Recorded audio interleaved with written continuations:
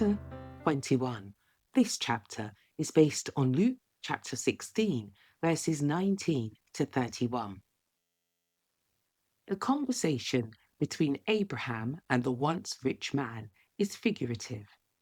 The lesson to be gathered from it is that every man is given sufficient light for the discharge of the duties required of him. Man's responsibilities are proportionate to his opportunities and privileges. God gives to everyone sufficient light and grace to do the work he has given them to do. If man fails to do that which a little light shows to be his duty, greater light would only reveal unfaithfulness, neglect to improve the blessings given. He that is faithful in that which is least is faithful also in much, and he that is unjust in the least is unjust also in much. Luke chapter 16, verse 10.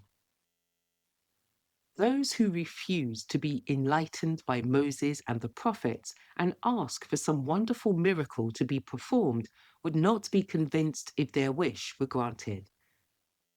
The parable of the rich man and Lazarus shows how the two classes represented by these men are estimated in the unseen world.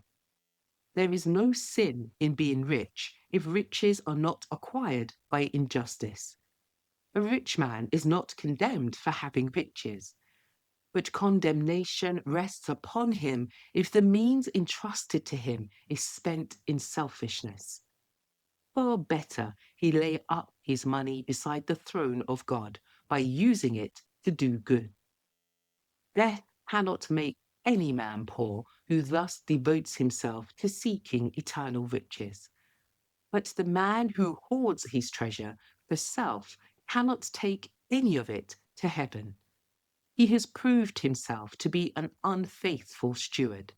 During his lifetime, he had his good things, but he was forgetful of his obligation to God.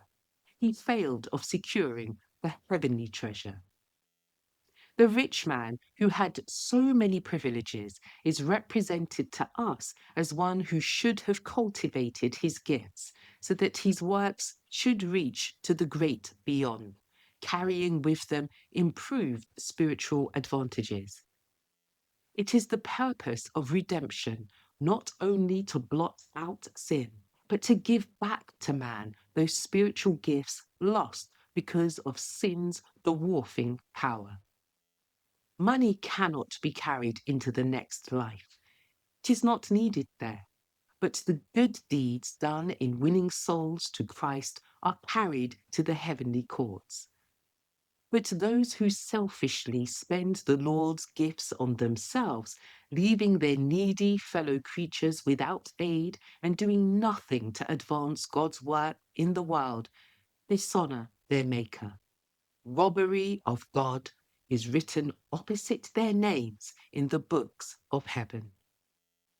The rich man had all that money could procure, but he did not possess the riches that would have kept his account right with God.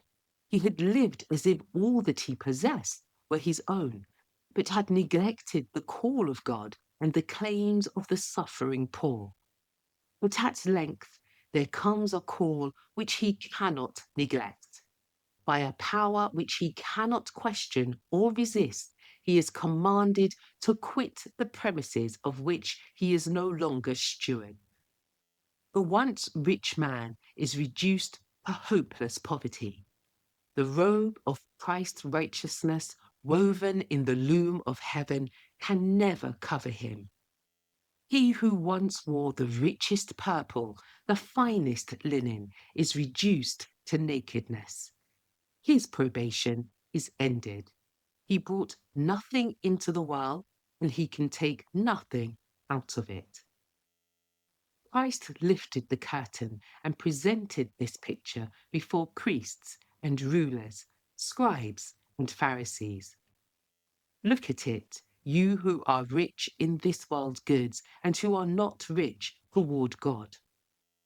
Will you not contemplate this scene? That which is highly esteemed among men is abhorrent in the sight of God. Christ asks, what shall it profit a man if he shall gain the whole world and lose his own soul? Or what shall a man give in exchange for his soul? Mark chapter 8, verse 36 and 37.